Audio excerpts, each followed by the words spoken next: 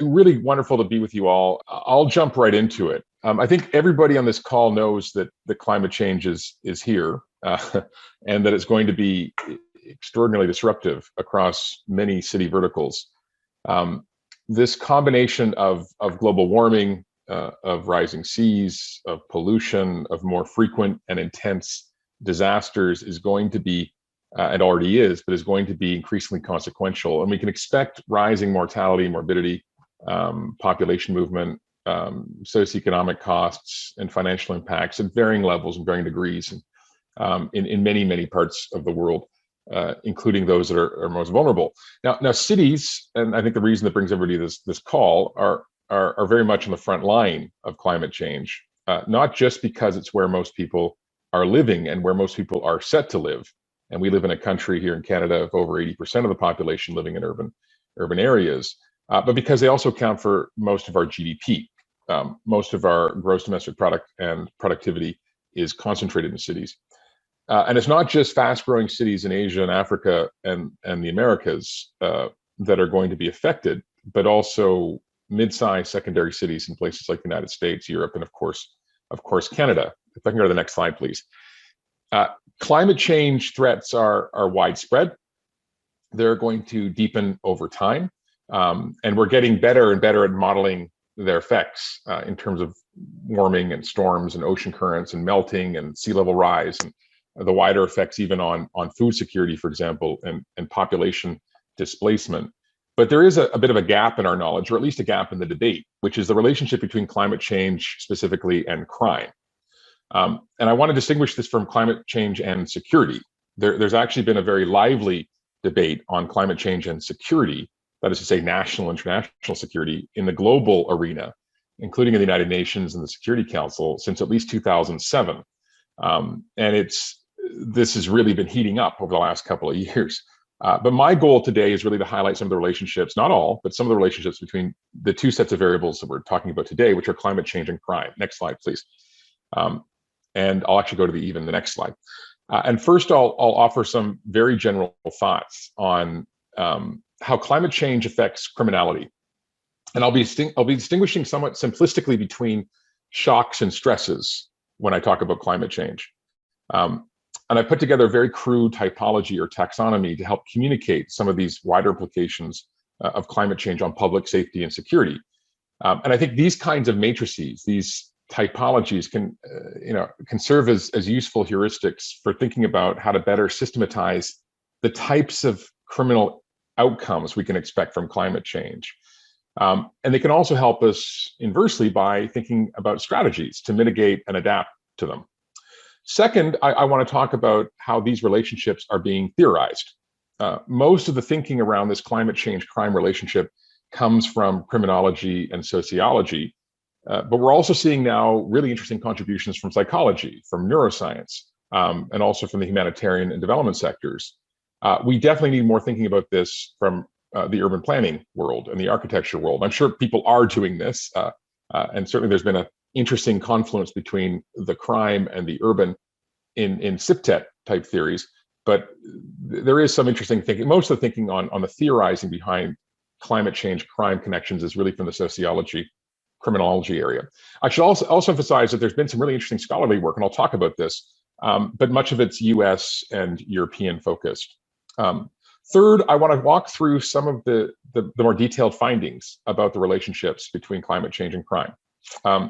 We don't have a lot of time, so I'm going to be focusing mostly on hypotheses around the heat, pollution, disaster connections. It's worth noting that these three agendas have actually got an interesting bit of research behind them, but we don't know a lot about other types of relationships, when it comes to things like sea level rise and crime, for example. So while there's been a fair bit of work done on the heat, pollution, disaster side, there are some gaps in looking at this relationship, and there's very few studies, as I've already mentioned, focusing on Canada specifically. And finally, I want to talk about three really quick policy recommendations, because I know this group really wants to get down into the nitty-gritty of what can we do about this.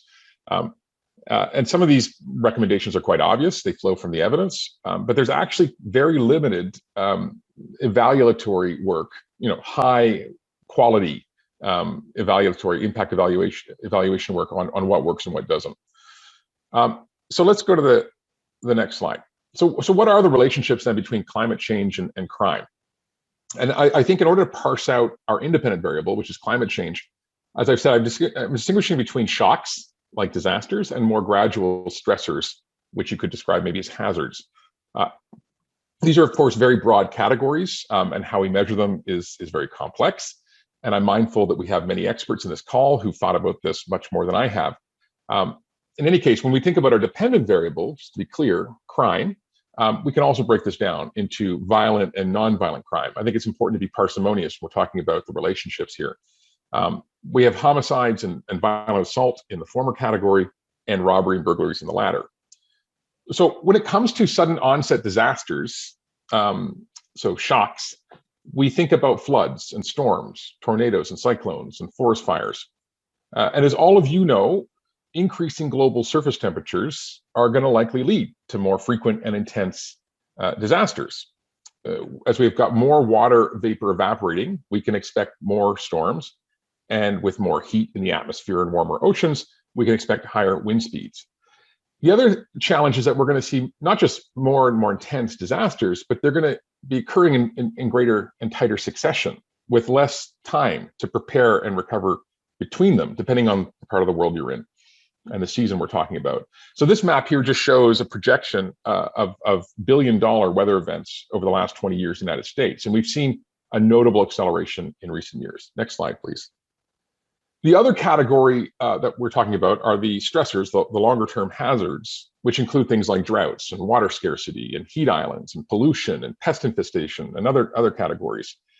And what we're seeing as well is a kind of simultaneous heat waves and droughts becoming more common, with really damaging environmental and human impacts, obviously.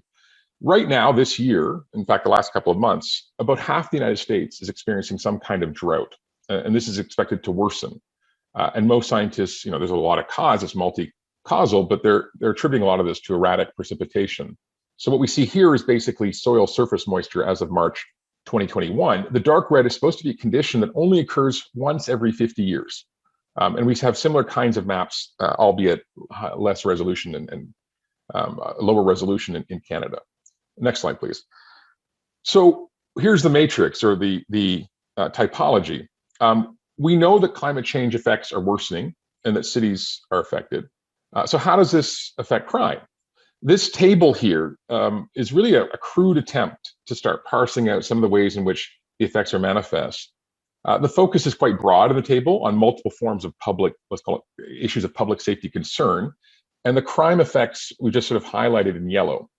And the point here is really that there are multiple types of criminogenic effects depending on the type of climate change we're talking about. And the other point is to say that there are different types of crime that we can anticipate over time. These are not necessarily exclusive categories. You can expect to see a lot of blurriness between them. But I think this idea of presenting a preliminary sort of conceptual heuristic is really about using to start having a more focused conversation and to then start thinking about how we anticipate different mitigation, adaptation, and crime prevention strategies specifically over time. Next slide, please. So we all know that climate change is impacting our cities and changing behavior. But let's talk a little bit about some of the theories. When it comes to shocks, the overall assumption is that the disruptive effects of the disaster can change the calculus of individuals or change the conditions in communities, and therefore the propensity to engage in crime. And when it comes to long-term stresses, we know, or we think that this is going to have a series of effects on behavior over time, as well as on the wider environment, that are affected by these longer-term changes in conditions. And there are at least sort of four, in some cases, overlapping theories about the climate-crime relationship that have developed over the last couple of years. The first is that, and these are in no order of specificity, they're listed randomly. The first is that the changing weather can impact an individual's rational calculation about the costs and benefits of perpetrating crime. And it draws from a very well-known set of theories put out by Becker since the 1960s around pulling levers, which is really well known in criminology and economics. Put simply, perpetrators will respond rationally to changing conditions. So if you've got a nice evening, it increases the probability victims and therefore the opportunity for an individual to commit a crime. If it's a rainy day, the possibility for a more successful burglary might rise because of the lowered chances of getting caught. So in other words, the underlying idea is that weather will change the rational calculations that would-be perpetrators might make in the course of committing a crime. A second set of theories are really inspired around routine activity or social interaction theory, and it's quite similar. And it's the idea that weather conditions foster changes in the social interactions, the wider social interactions that may increase or decrease crime rates. And again, in basic terms, mild weather will encourage more people to go outside. This increases the frequency of possible victims, as well as the calculus, again, of the perpetrator. And cold weather does the opposite. So the basic idea is that changes in weather will alter the routine activities of not just the would-be offender, but also of victims and possibly the guardians, the police or others. Now, a third set of theories, which are more recent, come from the natural sciences and are tied really about external conditions changing the nature of judgment, individual judgment and control or self-restraint. And the idea is that people are exposed to changes in their environment, say by increased heat or more pollution, may alter their behavior. And there's growing experimental evidence on this, that ambient temperatures can influence the mental stress disorders and the psychological propensity to commit a crime or not. And I'm going to focus more on these in a moment. And then there's a fourth set of theories that are linked to social disorganization. In other words, when a disaster strikes or when a major transformation occurs in a community, this can undermine the social cohesion and social efficacy that creates bridging and binding capital within a community. And so the theory follows that with fewer social restraints, there's a higher probability of delinquency and ultimately criminal activity. It's important to mention also that there's a kind of a fifth type of theory, maybe, that's linked to social disorganization that actually argues the reverse, that a disaster can actually reduce criminal activity during and after the event. And some people refer to this as the therapeutic community hypothesis, the idea that in the wake of disaster, there'll be more solidarity, more self-help, more charitable impulse, and this may actually have the effect of reducing crime. There's a lot of anecdotes about this, but the evidence is actually quite thin. So let's go to the next slide. So now that we've talked a bit about concepts and theory, what's the evidence of the climate crime link in practice? Well, I'll just sort of list a few headlines. First, it's weather appears in the research literature to have a strong causal effect on the incidence of criminal activity. The degree of the relationship varies across the type of weather change we're talking about and the offense type. So there is a strong statistical relationship that's been detected in the literatures. Second, climate change will very likely cause a substantial increase in crime in many parts of the world. Higher temperatures are statistically correlated with higher crime rates, controlling for a whole range of different variables. Third, there are variable impacts of climate change and crime depending on the nature of the climate change variable we're talking about, the time of year and the location. So we do see some substantial monthly variation. There's periodicity in this. Fourth big headline is that there's compelling evidence that overall levels of pollution in particular can have a positive and statistically significant impact on crime. And fifth, using a combination of hierarchical linear modeling, we can see that disasters are associated with higher crime rates. But more than this, the worse the disaster, the higher the potential effect on crime over time. And it's not just during and just after the event, it's also there are longer term changes and structural changes in certain types of crime. And sixth, studies that we've seen of floods, earthquakes, and sudden emergencies reveal a range of impacts, the most common being property crime and also domestic and intimate partner abuse. So there is a fair bit of literature. So let's go into some of those findings. As I mentioned, the relationships between weather and crime have actually been explored in criminology and sociology for some time. It actually goes back to the 1800s. Air temperature, in particular, was routinely singled out as a possible factor. There's a lot of interest if you look at some of the scholarly work done in the 19th century, especially in the mid-19th century around this. And one of the first major studies was done in 1904 by Dexter. And he looked at seasonal variations of assaults in London relative to temperature, pressure, humidity, precipitation, sunny days, cloudy days. So he was looking at a whole series of variables. And it laid the groundwork for the so-called heat hypothesis that's been around ever since. And the basic idea is that people experiencing physiological heat stress are more likely to read interactions in others with a shift towards violent responses. So this is sort of the basic underlying idea. And over time, this heat hypothesis has been extended to other stressors like floods and hurricanes and droughts and forest fires and blackouts and sea level rise. The idea is that these extreme strains can reduce the self-control that may inhibit delinquency, and ultimately that may contribute to violence.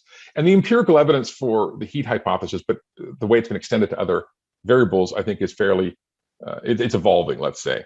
There's been some interesting experimental work looking at athletes in laboratory conditions who become much more aggressive when exposed to sustained heat, and I'm sure everyone on this call has experienced this, the propensity of people to honk their horns more when it's hot outside. So this idea of latent aggression being released by exposure to heat over time. And the idea is that heat will lower the inhibitions against retaliatory forms of violence.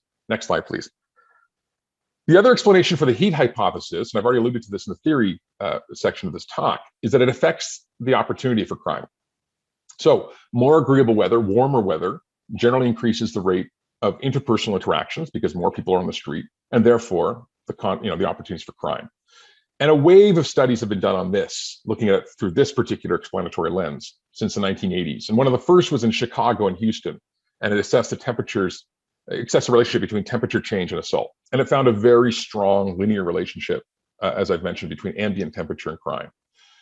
Another study in the late 90s by Anderson, Bushman, and Groom looked at 50 large US metropolitan areas between 1950 and 1995, and they found that hotter years generated higher rates of serious or deadly violent crime. And this was across age, years, and independent of socioeconomic status. Research in 2000 and 2003 by folks like Cohn and Rotten found similar types of impacts that were seasonal in nature. And what they found was that higher temperatures tended to be more associated with burglaries, robberies, and theft in the north of the United States, while we saw higher rates of homicide and assault increasing in the south. So you can think of this almost as like a U-inverted shape association between temperature anomalies and crime, because there's a certain threshold when you get too hot, where actually you see a falling off. It's just too hot to go outside, and ditto when it gets too cold. And so we've seen some studies that suggest actually incremental changes in temperature in either Fahrenheit or Celsius are associated with directly one-to-one changes in crime. Next slide, please. A 2012 study in Harvard of almost 3,000 counties predicted a dramatic spike in criminal behavior based on temperature increases. And it actually did some simulations estimating how many more murders, how many more rapes, how many more assaults, how many more robberies, burglaries would we see between now and the end of the century. And it detected really quite stunning numbers, tens of thousands more homicides than we might otherwise expect to see, hundreds of thousands more cases of rape, millions more incidents of reported aggravated assault. Interestingly, a parallel study at around the same time in 2014, looking at temperature change over a 50-year period, found that cooler temperatures could actually have a reducing effect. So it goes in both directions. So the overall finding, looking at studies in the United States as well as across countries, was that there's a study by Mars and Moffitt 2016 looking at data for the last 25 years. It found that a 1 degree Celsius increase is associated with a 6% degree increase in likely homicide. So we've seen multiple studies, and the conclusion is that the violent crime is almost always more prevalent when temperatures are warmer in winter months, especially stronger in winters or mild in regions that usually have harsh winters like the Northeast and Midwest. And ultimately, the conclusion here is that the greater the temperature increase, the greater the number of additional violent crimes.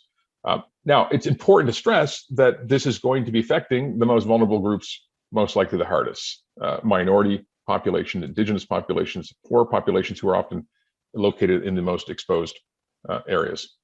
Next slide, please. There's also fairly long, let me talk briefly here about pollution and crime, as opposed to heat and crime, but a fairly long research tradition looking at the links between pollution and crime. And the evidence shows that short-term exposure to air pollution can and has been known to influence aggressive behavior, including violent crime in the United States. And the most well-known of these is, of course, the lead hypothesis, which is why that crime surges in the United States between the 60s and the late 80s were due to younger people, in particular, breathing lead exhaust from cars, which is, some of you may remember, was quite common. And the idea here is that exposure to lead resulted in personal conduct problems, as well as, some people argue, decreased IQ and increased impulsiveness and aggression. Now, what convinced people of the merit of the lead hypothesis really was what happened when lead was removed from gas, starting in the 1980s, 1990s. And we saw this stunning decline in crime throughout the 90s and 2000s. Big studies have been done looking at that. And of course, there are many factors that likely led to the halving of violent crime in the United States over the last 25 to 30 years. And so there's some argument that that it may be overblown, this lead hypothesis, but there seems to be some reasonably good research on it. It's not just lead. Short-term exposure to other forms of air pollution, especially sulfur dioxide, is also associated with higher incidence of mental disorders. And PM 2.5 is connected, particulate matter, is connected to delinquent behavior amongst youth, especially in urban areas with high exposure. And the idea here, if I understand it correctly, is, and I'm no neuroscientist here, but from what I've read, is that this can lead to inflammation of parts of the brain, especially brains that are in development, and can damage neural networks and ultimately influence behavior.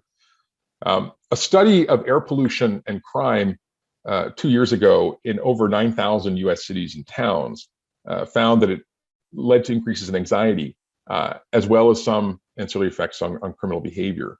And cities that registered higher pollution tended to register higher levels of crime. Next slide, please. A more recent study in London also found of the air quality index, which is a composite variable of multiple elements within the air, found that a 10-point rise in the so-called AQI, the air quality index, increased crime rates by close to 1%. Crime was more prevalent on polluted days, irrespective, again, of social and economic factors and the location of that crime. And then groups like, or scholars like Burkhart and Bayham and Wilson have also looked at criminal activity, mostly domestic and intimate partner violence, and pollution between 2006 and 2013, again, in the United States, looking at PM 2.5 and ozone. And they detected a very robust positive effect of increased air pollution and violent crime, in particular on assaults, but less on property crime. What they found was a 10% increase in daily exposure to PM 2.5 was associated with a 0.2% increase in violent crime. So a tiny exposure to ozone is linked to an increase in assault. It's not, again, entirely clear what's going on. Some say it's like this irritation from the pollution and the inflammation, but I think there's still work being done on that. Final slide, please. So what are some of the policy conclusions? There are many that I think flow from thinking about these relationships. And I'm just focusing on three very generic ones, with the idea of, I think, hopefully triggering some conversation. The first is that some of the policy implications are beginning to emerge, and if disasters are associated with property, sexual, and domestic crime, then we need to be ensuring that plans are made in advance to account for this. And if pollution and heat are contributing apparently to increases in property crime, assault, and violent crime, then we need to be obviously thinking about our lived spaces in different ways and making the appropriate mitigation and adaptive moves over the coming years. So one of the conclusions is that some element of public safety and policing needs to be more central as we think about the humanitarian responses, be it here or be it elsewhere. Planning auxiliary capacity to cover policing deficits, which are often really common in disasters, is critical to change the calculus of the possibility for crime being undertaken. But so too is advanced preparation to address specific types of crime that are likely to emerge, including treatment and care. I mean, not just the policing aspect, but the preventive, the treatment, and the care. If increasing heat is connected to crime, we need to be thinking about heat islands. It's sort of obvious. I live in a city, right now I'm in Ottawa, but I live normally in the city of Rio de Janeiro, where there's between a 5 to 10 degrees Celsius difference between the south zone and the north zone of the city, and highly connected and correlated with living conditions, poverty issues. And so this heat island effects are much more serious in some parts of cities than others, obviously. So thinking about urban planning in a way that reduces these kinds of effects and introducing nature-based solutions is, I think, one of the obvious, elements, and invariably leads us to the second point, which is to invest targeted green solutions in high-risk areas. There are a lot of reasons why it's useful to think about nature-based and green type urban innovation.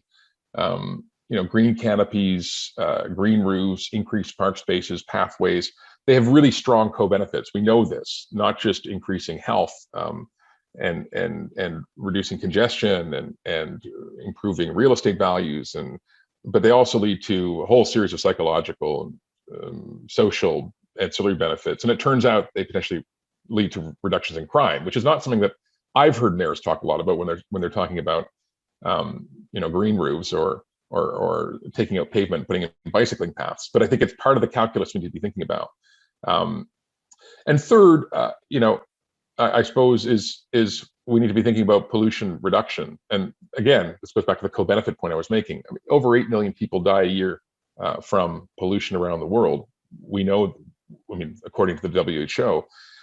But if ambient air pollution, be it ozone or NO2 or PM 2.5 or other greenhouse gases, not only will it by directly reducing congestion and setting up policies to reduce emissions have health outcomes and climate change reduction outcomes, but there also turns out to be cost-effective measures to reduce crime.